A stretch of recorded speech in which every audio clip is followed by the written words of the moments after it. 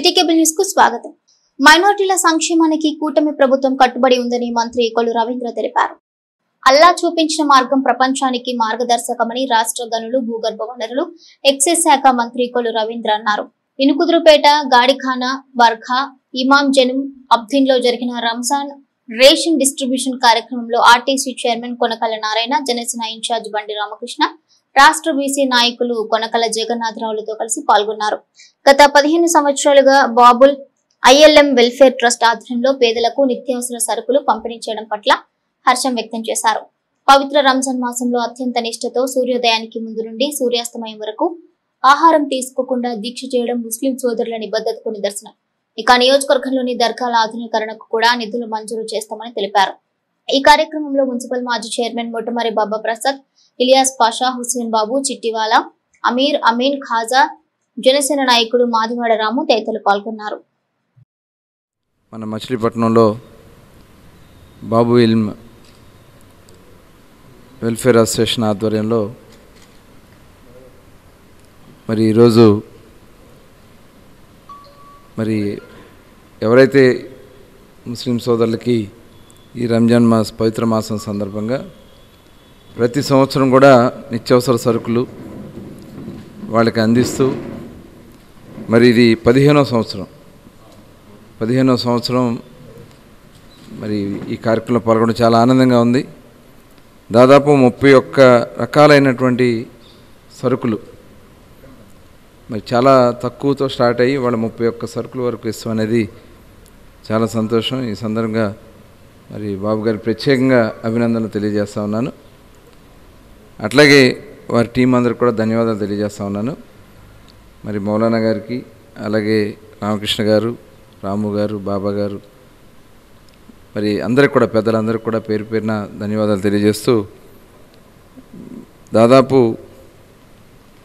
ఈ 15 సంవత్సరాలుగా క్రమం తప్పకుండా మరి వర్షం ఉన్నా, తుఫాను ఉన్నా క్రమం తప్పకుండా ఈ కార్యక్రమాన్ని అందించడం అనేది చాలా శుభపరిణామం. ముఖ్యంగా ఈ రంజాన్ పవిత్ర మాసంలో ముస్లిం సోదరులు అందరూ కూడా చాలా నిష్ఠతో ఉదయం సూర్యోదయం కంటే ముందు నుంచి మరి ఉపవాస దీక్ష ప్రారంభించుకుని సూర్యాస్తం అయ్యేంత వరకు కనీసం ఎటువంటి అంగడిలో తీసుకోకుండా చేసేటటువంటి పవిత్రమైనటువంటి దీక్ష ప్రపంచ శాంతి కోసం మరి అల్లా చూపించినటువంటి మార్గంలో వెల్ఫేర్ ట్రస్ట్ ఇది గత 15 సంవత్సరాలుగా ప్రతి రంజాన్ మాసంలో కూడాను ఒక 30 రకాల వస్తువులతోటి దానం చేస్తూ ఉన్నారు పేదవారికి. నేను చాలా సంవత్సరాలుగా నేను పాల్గొంటున్నాను. ఈ సంవత్సరం కూడా కార్యక్రమాన్ని దిగ్విజయంగా చేస్తున్నటువంటి సంస్థ వారికి నా హృదయపూర్వకంగా అభినందనలు తెలియపరుస్తున్నాను. రంజాన్ మాసం అంటేనే ఒక పవిత్రమైన మాసం. మరి ఈ పవిత్రమైన మాసంలో ఎంతోమంది రోజు కూలికి వెళ్తే కానీ గడవని వాళ్ళు చాలామంది ఉంటారు. అలాంటి వాళ్ళందరికీ కూడా 400 మందికి ఈ రోజున మరి రంజాన్ మరి ఒక నిత్యావసర సరుకులు దగ్గర నెల రోజులు సరిపడా కూడా ఇస్తున్నారు. దాన్ని గౌరవనీయులు మంత్రివర్యులు చేతుల మీదుగా, ఎంపీ గారి చేతుల మీదుగా ఇది ప్రారంభిస్తున్నారు. ఇదే కాకుండా స్వచ్ఛంద సంస్థలు అందరూ కూడా కులాలకి, మతాలకు అతీతంగా పవిత్రమైన ఈ రంజాన్ మాసంలో పేదలకు సహాయం చేస్తే అది చాలా మంచి జరుగుతుంది. ఇది ఎప్పటి నుంచో జరుగుతుంది. ఇలా చేస్తున్న ప్రతి ఒక్కరికి, మేనేజ్మెంట్ అందరికీ కూడా ధన్యవాదాలు. మాజీ ముఖ్యమంత్రి జగన్మోహన్ రెడ్డి ఉప ముఖ్యమంత్రి పవన్ కళ్యాణ్ పై చేసిన అనుచిత వ్యాఖ్యలు జనసేన నాయకులు ఖండించారు. మాజీ ముఖ్యమంత్రి జగన్మోహన్ రెడ్డి ఉప ముఖ్యమంత్రి పవన్ కళ్యాణ్ పై చేసిన అనుచిత వ్యాఖ్యలు జనసేన నాయకులు ఖండించారు. జగన్ నోరు అదుపులో పెట్టుకుని మాట్లాడాలని జనసేన ఇన్ఛార్జ్ బండి రామకృష్ణ హితవు పలికారు. తమ నాయకుడిపై ఇష్టం వచ్చినట్లు అవాక్కులు జవాకులు పేలితే తగిన రీతిలో జన సైనికులు బుద్ధి చెబుతారన్నారు. పవన్ కళ్యాణ్ విమర్శించే స్థాయి జగన్ కు లేదన్నారు. పిఠాపురంలో ఈ నెల 12న జరిగే జనసేన ఆవిర్భావ సభను విజయవంతం చేయాలని బండి రామకృష్ణ పిలుపునిచ్చారు. ఈ కార్యక్రమంలో పార్టీ నాయకులు గడ్డం రాజు, వంపుగడ్ల చౌదరి, పినిశెట్టి వేణు, కార్పొరేటర్ పినిశెట్టి ఛాయాదేవి, మాదివాడ రాము, కొట్టే వెంకట్రావు తదితరులు పాల్గొన్నారు. మనస్తాపం చెంది మనిషి ఏం మాట్లాడతారో అర్థం కాదు. ఎందుకంటే సడన్గా ఏదైనా జరగడం జరిగింది అనుకోండి, ఏమవుద్ది, మనోడు మళ్ళీ మనమే వచ్చేస్తామని ఆలోచనతో ఉన్నాడు. సడన్గా 161 11 అయిపోయింది. అలాంటిది ఇవాళ ఏం చేయాలో అర్థం కాని పరిస్థితిలో జగన్మోహన్ రెడ్డి గారు నోటుకు వచ్చినట్టు మాట్లాడుతున్నాడు. ఒక డిప్యూటీ సీఎంను పట్టుకొని ఒక పార్టీ నాయకుడిని పట్టుకొని తను నోరు పారేసుకున్నాడు మాట్లాడుతున్నాడు. ఏంటంట కార్పొరేట్కి తక్కువ ఎమ్మెల్యేకి ఎక్కువ, కార్పొరేట్కి ఎక్కువ ఎమ్మెల్యేకి తక్కువ అని అంటే ఏంటి అర్థం? ఒక కార్పొరేటర్ నీ దృష్టిలో మనిషి కాదు, సామాన్య మనిషికి ఇవ్వవలసిన విలువను కూడా నువ్వు ఇవ్వట్లా. కార్పొరేటర్గా రాజకీయాలు మొదలెట్టి ముఖ్యమంత్రులు అయిన వాళ్ళు ఉన్నారు. అలాగే చిన్న స్థాయి నుంచి టీ అమ్ముకున్న స్థాయి నుంచి మోడీ గారు ప్రధానమంత్రి అయ్యాడు. ఒక మనిషిని విమర్శిస్తాక నువ్వెవరో, నువ్వేంటో నీకు తెలియాలి. అసలు నా పరిస్థితి మొన్నటిదాకా ముఖ్యమంత్రి, ఇవాళ ఏ హోదా లేకుండా పోవడానికి ఏంటి కారణం? ఈరోజు నీ ఇలా మనకు శాంతం ఏదో 10% తగ్గితే తప్పులేదు, శాంతం 90% పోయారంటే మీరు కారణం ఏంటి? మీ నోటి దురదే. మీ వాళ్ళు మాట్లాడుతున్న నోటి దురద వల్ల ప్రజలు అసహించుకున్నారు మిమ్మల్ని. చరిత్రలో లేనటువంటి మెజార్టీలు ఇవాళ మా తెలుగుదేశానికి కూటానికి ఇష్టం జరిగింది. ఇప్పుడు ఏం చేయాలి మీరు? పొరపాటులు సరి. ప్రెస్ మీట్లో మాట్లాడుతూ పవన్ కళ్యాణ్ గారిని అనుచిత వ్యాఖ్యలు చేయడం జరిగింది. జగన్ గారిని ప్రజలు ఆయన యొక్క ఆవేశాన్ని అణగదొక్కి ఆయన్ని 11 సీట్లకు పరిమితం చేయడంతో ఆయన ఉక్రోషాన్ని ఆపుకోలేక నోరుంది కదా అని చెప్పి ఇష్టం వచ్చినట్టు మాట్లాడుతూ ఒక ఉప ముఖ్యమంత్రి పార్టీ అధ్యక్షులను కూడా చూడకుండా ఆయన్ని ఒక కార్పొరేటర్ స్థాయితో పోల్చి ఆయన్ని పదవులను కూడా చాలా అవమానించి అనుచిత వ్యాఖ్యలు చేశారు. ఏ కార్పొరేటర్ అయినా, ఎమ్మెల్యే అయినా, ఎంపీ అయినా సరే ఒక ప్రజలు ఇచ్చిన ఆమోదాన్ని వాళ్ళు ఇచ్చిన గెలుపుతోటే పదవులను స్వీకరించడం జరుగుతుంది. అటువంటి అది కూడా మర్చిపోయి, ఆ స్థాయిని మర్చిపోయి ఆయన మాట్లాడిన మాటలు విధానం కూడా ప్రజలు హర్షించే విధంగా లేవు. ఆయన యొక్క ఫ్రస్ట్రేషన్ ఏ విధంగా ఉందంటే కార్పొరేటర్ని అటు ఎమ్మెల్యేలకి ఎక్కువ తక్కువ అని చెప్పి మాట్లాడి ఆయన స్థాయిని ఇంకా దిగజార్చుకుంటూ ఆయన ఇంకా ప్రతిబింబించుకున్నారు. ఇంకా ఎంత ఆయన్ని ప్రజలు పవన్ కళ్యాణ్ గారు చెప్పారు అదపాదాలను తొక్కుదాన్ని, అది కూడా సరిపోవట్లేదు, అసలు కనుమరుగు లేకుండా చేసే విధంగా ఆయన ప్రవర్తన తీరు ఉంది. రాబోయే రోజుల్లో అది ఇంకా ఏ విధంగా జరిగిపోతుంది అనేది ప్రజలు పవన్ కళ్యాణ్ గారు చూపిస్తారు కూటమి ప్రభుత్వంలో. కానీ ఒక కార్పొరేటర్ అంటే ఏంటంటే, కార్పొరేటర్ అంటే ఒక పార్టీకి పునాది లాంటి వాళ్ళు. అటువంటి కార్పొరేటర్స్ని అవమానించడం, ఆయన్ని అంతటి పెద్ద మనిషిని అవమానించడం అనేది ఇది ఎవరు కూడా హర్షించదగ్గ విషయం కాదు. శ్రీ అయోధ్యరామ వీరప్ప స్వామి ఆలయ పునఃప్రతిష్ఠ వైభవంగా నిర్వహించారు. శ్రీ అయోధ్యరామ వీరప్ప స్వామి ఆలయ పునఃప్రతిష్ఠ వైభవంగా నిర్వహించారు. ఈడేపల్లి కుర్మ వీధిలో ఉన్న ఈ ప్రాచీన దేవాలయం జీర్ణోద్ధరణ చేసి నూతనంగా నిర్మించిన ఆలయంలో శ్రీ గణపతి, శ్రీ సీతా సమేత శ్రీ అయోధ్య రామచంద్రమూర్తి, శ్రీ లక్ష్మీ స్వామి, శ్రీ ఆంజనేయ స్వామి మరియు శ్రీ వీరభద్ర స్వామి, శ్రీ బయన్నమూర్తి, శ్రీ గరుత్మంత స్వామివార్ల విగ్రహాలు ప్రతిష్ఠ ఘనంగా జరిపారు. విష్ణుబొట్ల సూర్యనారాయణ శర్మ ఆధ్వర్యంలో జరిగిన ఈ ప్రతిష్ఠ కార్యక్రమంలో భాగంగా ప్రత్యేక పూజలు, హోమాలు అనంతరం అన్నదానం నిర్వహించారు. పెద్ద సంఖ్యలో భక్తులు ఈ కార్యక్రమంలో పాల్గొన్నారు.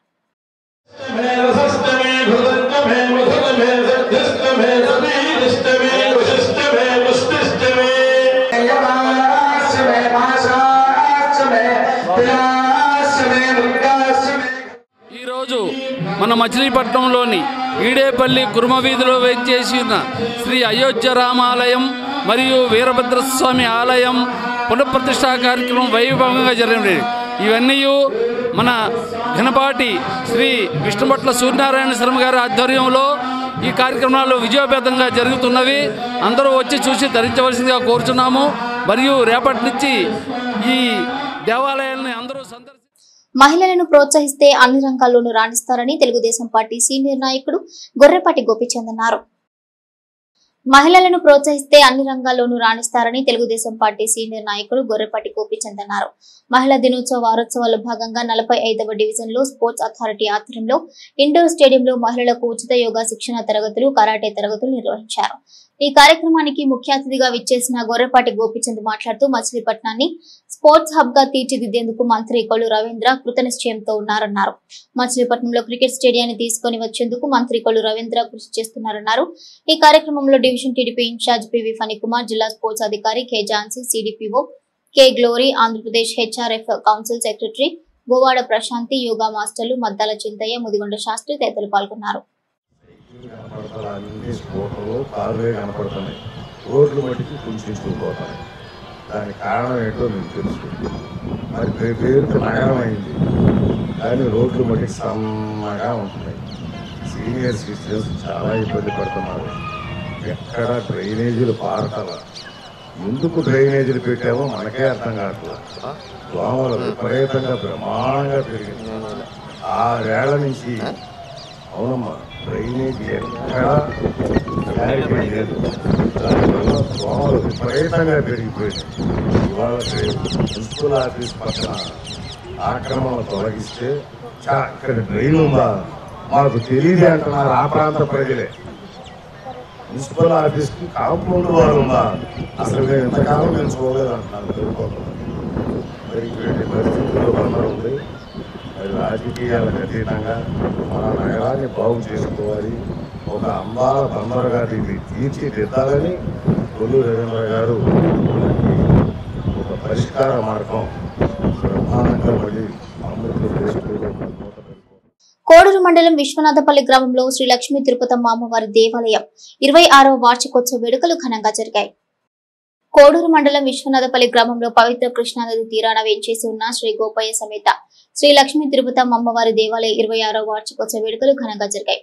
ఈ సందర్భంగా ఆలయానికి స్వామివారి, అమ్మవారి పంచలు, ఉత్సవ విగ్రహాలను జనసేన పార్టీ సీనియర్ నాయకుడు Siddineni foundation chairman Siddineni Ashok Naidu, Janasena party Koduru town అధ్యక్షులు కోట రాంబాబు బహుకరించారు. నూతన ఉత్సవ విగ్రహాలకు నియోజకవర్గ నాయకుడు మండలి వెంకట్రాం చేతుల మీదుగా వేద పండితులు ప్రత్యేక పూజలు, నవవేద అభిషేకాలు జరిపించారు. ఇక ఉత్సవ విగ్రహాలను పెండ్లి కుమారుడు, పెండ్లి కుమార్తెగా అలంకరించి ఆలయ ప్రధాన అర్చకులు కొప్పనాతి గోపిస్వామి పర్యవేక్షణలో వేద పండితులు సూర్యనారాయణ శాంతి కళ్యాణం ఘనంగా నిర్వహించారు. ఆలయానికి విష్ణుభట్ల సూర్యనారాయణ, అప్పికట్ల అప్పారావు శిఖరం బహుకరించగా వేద పండితులు సూర్యనారాయణ శాస్త్రోక్తంగా శిఖర ప్రతిష్ట, పోతురాజు శిరళ ప్రతిష్ట జరిపారు. ఈ కార్యక్రమంలో దేవునిబోయిన వెంకటేశ్వరరావు, పూతబోయిన సీతారత్న, సాయిబాబు, కాగిత రామారావు, తోట రాంబాబు, తోట లక్ష్మణరావు, బడే పిచ్చయ్య, గాది భాస్కరరావు పెద్ద సంఖ్యలో భక్తులు హాజరయ్యారు. నమస్తే అస్తు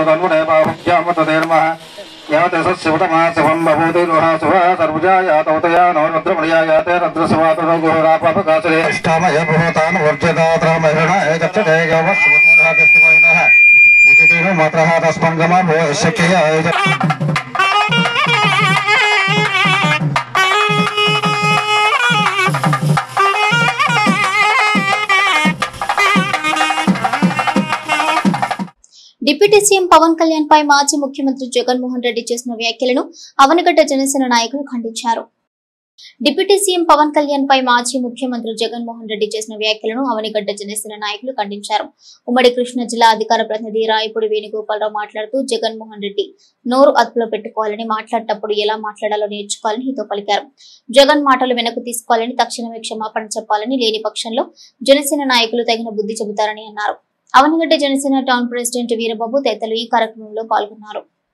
నీతి నిజాయితీ కలిగినటువంటి పవన్ కళ్యాణ్ గారిని మరి నిజంగా కార్పొరేటర్కి తక్కువ, కార్పొరేటర్కి ఎక్కువ, ఎమ్మెల్యేకి తక్కువ అనేటువంటి పదాలను వాడటం అనేది చాలా సిగ్గుచేయటమైనటువంటి. ప్రజాస్వామ్యంలో మన భారత రాజ్యాంగం మనం కల్పించినటువంటి హక్కు ప్రకారం ఎవరైనా మరి గెలుపు ఓటములు అనేది మరి సహజ సిద్ధమైనటువంటి విషయాన్ని ఒక రాష్ట్రాన్ని వెళ్ళినటువంటి మాజీ ముఖ్యమంత్రికి తెలవకపోవడం అనేది సిగ్గుచేటువంటి విషయం. ఎందుకంటే మీరు 5 సంవత్సరాలు పరిపాలించి మీ వెనకాల మీకు పేరుకు ముందు వైసీపీ అనేటువంటిది మీ తండ్రి గారి యొక్క పేరును ఉపయోగించుకుని మీ తండ్రి శవాన్ని పక్కన పెట్టుకుని సానుభూతితో మీరు మరి ఆ యొక్క మరి పిల్లల మీద నిర్మించుకున్నటువంటి మీ పార్టీ 5 సంవత్సరాలు కూడా ఆంధ్రప్రదేశ్ను అధోగతి పాలు పెట్టించి, ఆంధ్రప్రదేశ్ను అప్పుల పాలు చేసి, ఆంధ్రప్రదేశ్ అభివృద్ధి లేకుండా చేసి ఇవాళ మీరు ఈ మాటలు మాట్లాడటం అనేది చాలా సిగ్గుచేటటువంటి విషయం.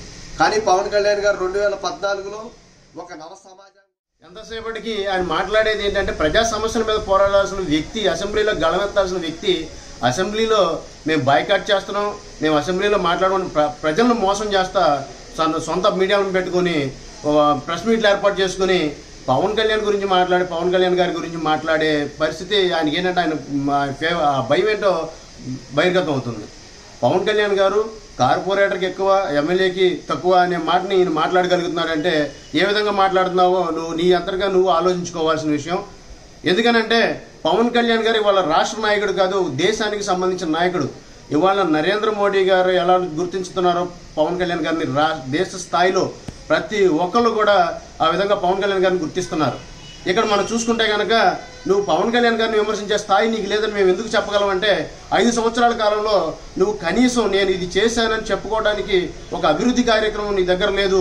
కానీ పవన్ కళ్యాణ్ గారు వచ్చిన 9 నెలల్లోనే వేల కోట్ల రూపాయల నిధుల్ని రాష్ట్ర ఖజానాకు తీసుకొచ్చి రాష్ట్రంలో అనేకమైనటువంటి కార్యక్రమాలను చేయించడంలో ఆయన విజయం సాధించారని చెప్పొచ్చు. మరి నగరంలోని 3 స్తంభాల సెంటర్లో అగ్ని ప్రమాదంలో ఇల్లు దగ్ధమైంది. నగరంలోని 3 స్తంభాల సెంటర్లో అగ్ని ప్రమాదం జరిగింది. ఇంట్లో ఎవరూ లేకపోవడంతో ఇల్లు పూర్తిగా దగ్ధమైంది. ఒకే ఇంట్లో 3 కుటుంబాలు నివాసం ఉంటున్నారు. ఉదయం పనుల నిమిత్తం బయటకు నివాసితులు వెళ్లారు. ఇక ఈ ఇళ్లలో గ్యాస్ సిలిండర్లు అగ్ని ప్రమాద సమయంలో పేలటంతో పెద్ద ఎత్తున వచ్చిన శబ్దాలకు పరిసర ప్రాంత ప్రజలు భయభ్రాంతులకు గురయ్యారు. నగరంలో ఉన్న ఏకైక అగ్నిమాపక వాహనం ఘంటసాలలో సంభవించిన అగ్ని ప్రమాదం అరికట్టేందుకు వెళ్లడంతో స్థానికులు మంటలు అదుపు చేసే ప్రయత్నం చేశారు. ఇక ఇల్లు పూర్తిగా దగ్ధమైంది. కట్టుబట్టలతో అగ్ని ప్రమాద బాధిత కుటుంబాలు రోడ్డున పడ్డారు. అయితే అగ్ని ప్రమాదానికి కారణాలు తెలియరాలేదు. జిల్లాలో విరివిగా పరిశ్రమల స్థాపనకు ఔత్సాహిక పారిశ్రామికవేత్తలు ముందుకు రావాలని, రుణాల మంజూరులో బ్యాంకర్లు పూర్తి సహకారం అందించాలని జిల్లా కలెక్టర్ డికే బాలాజీ అన్నారు. యూనియన్ బ్యాంక్ ఆఫ్ ఇండియా ఆధ్వర్యంలో స్థానిక రైల్వే స్టేషన్ ఎదురుగా ఉన్న శుభం కన్వెన్షన్ హాల్లో మెగా ఎంఎస్ఎంఈ అవుట్ రీచ్ కార్యక్రమాన్ని నిర్వహించారు. ఈ కార్యక్రమానికి ముఖ్య అతిథిగా హాజరైన జిల్లా కలెక్టర్ డికే బాలాజీ మాట్లాడుతూ పరిశ్రమల స్థాపనకు అనువైన ప్రాంతం మన జిల్లా అని, బ్యాంకర్లు కూడా విరివిగా రుణాలు అందించేందుకు ముందుకు వస్తున్నారని, ఈ అవకాశాన్ని ఔత్సాహిక పారిశ్రామికవేత్తలు సద్వినియోగం చేసుకోవాలని కోరారు. సులభతరమైన ఇండస్ట్రియల్ పాలసీని ప్రభుత్వం అమలు చేస్తుందని, సూక్ష్మ, చిన్న, మధ్య తరహా పరిశ్రమల స్థాపనతో ఈ ప్రాంతం మరింత పారిశ్రామిక అభివృద్ధికి దోహదపడుతుందన్నారు. ప్రపంచవ్యాప్తంగా అనేక దేశాలు ఎంఎస్ఎంఈ పరిశ్రమల స్థాపన ద్వారానే అభివృద్ధి చెందాయన్నారు. అతి చిన్న దేశమైన ఇజ్రాయెల్ 1948 సంవత్సరం నుండి నేటి వరకు పారిశ్రామికంగా అభివృద్ధి చెందడం, ముఖ్యంగా ఏరోనాటికల్ సెక్టార్లో తిరుగులేని ఆధిపత్యం వహిస్తుందన్నారు. ఇందుకు ప్రధాన కారణం అక్కడ పారిశ్రామిక రంగం అభివృద్ధి చెందడమే అని ఈ సందర్భంగా కలెక్టర్ ఉదహరించారు. సూక్ష్మ, చిన్న, మధ్య తరహా పరిశ్రమల స్థాపనతో పారిశ్రామికవేత్తలు ఆర్థికంగా బలోపేతం కావడంతోనే కాకుండా యువతకు విరివిగా ఉద్యోగ అవకాశాలు కల్పించడంలో దోహదపడతారని జిల్లా కలెక్టర్ డికే బాలాజీ అన్నారు. ఈ కార్యక్రమంలో యూనియన్ బ్యాంక్ ఆఫ్ ఇండియా ఆధ్వర్యంలో 85 కోట్ల రూపాయల రుణాలను సూక్ష్మ, చిన్న, మధ్య తరహా పరిశ్రమలు, మహిళా శక్తి సంఘాలకు జిల్లా కలెక్టర్ బాలాజీ అందించారు. ఈ కార్యక్రమంలో యూనియన్ బ్యాంక్ ఆఫ్ ఇండియా ఆధ్వర్యంలో 85 కోట్ల రూపాయల రుణాలను సూక్ష్మ, చిన్న, మధ్య తరహా పరిశ్రమలు, మహిళా శక్తి సంఘాలకు జిల్లా కలెక్టర్ బాలాజీ అందించారు. ఈ కార్యక్రమంలో agriculture bank of development GM Talasila Kameswararao, SLBC convener zone head CBN Bhaskararao, MEPMA PDP Saibabu, industries general manager R Venkatrao, UBI regional head K Venkatrao ఉన్నారు. చాలా కీలకమైన సబ్జెక్ట్ అన్నమాట. అంటే ఏ ఒక్క కంట్రీ డెవలప్ అవ్వాలి అన్నా అక్కడ ఆ కంట్రీ డెవలప్ అయ్యిందా లేదా అనేది మనకు ఎలా తెలుస్తుంది అంటే ఆ కంట్రీలో ఉన్న ఆంట్రప్రెనర్స్ అంటే వ్యాపారవేత్తలు నుంచే డెవలప్మెంట్ అనేది జరగాలి. ఈ నేపథ్యంలో ఆంధ్రప్రదేశ్ ప్రభుత్వం కూడా ప్రతి సంవత్సరం 1 lakh విమెన్ ఆంట్రప్రెనర్స్ని ప్రమోట్ చేయాలి అనే దిశలో అడుగు వేస్తుంది. 2047 లోపు ఆంట్రప్రెన్యూరియల్గా చాలా డెవలప్ చేయాలి స్టేట్ని అని లక్ష్యంతో స్టేట్ గవర్నమెంట్ పనిచేస్తుంది. ఈ నేపథ్యంలో ఆంట్రప్రెన్యూర్షిప్ గురించి నాకు ఒక 2-3 స్టోరీస్ చెప్పి తర్వాత బ్యాంక్ వాళ్ళకి నాకు ఒక 2-3 రిక్వెస్ట్ ఉంది. ఆ రిక్వెస్ట్ చేయాలని అనుకుంటున్నాను. ఇప్పుడు ఏ కంట్రీ అయినా సరే ఆంట్రప్రెన్యూర్షిప్లో డెవలప్ అవ్వాలి అంటే ఒకటి ఆ కంట్రీలో ఉన్న సిటిజన్స్ వాళ్ళు ఒక వ్యాపారవేత్తలుగా ఎదిగే సత్తా, ఎదిగే ఒక కసి సిటిజన్స్లో ఉండాలి. దానికి అనువైన ఒక ఎన్వైరన్మెంట్ని రూపొందించే బాధ్యత ప్రభుత్వం వెళ్ళి ప్రభుత్వ రంగ సంస్థలైన ఈ బ్యాంకుల పైన ఉంటుంది. మనందరికీ కూడా ఇస్రాయెల్ గురించి తెలుసు. ఇస్రాయెల్ గురించి అందరూ వినుంటారు మీరు. యాక్చువల్లీ ఇస్రాయెల్ చాలా చిన్న దేశం, కానీ మనం ఇస్రాయెల్ గురించి ఎప్పుడు పేపర్లో అప్పుడప్పుడు చదువుతూనే ఉంటాము. దేనికి చదువుతుంటాము? ఇస్రాయెల్ పైన దాడి జరిగింది, యుద్ధం జరిగింది. సిటీ కేబుల్ న్యూస్ సమాప్తం. నమస్కారం.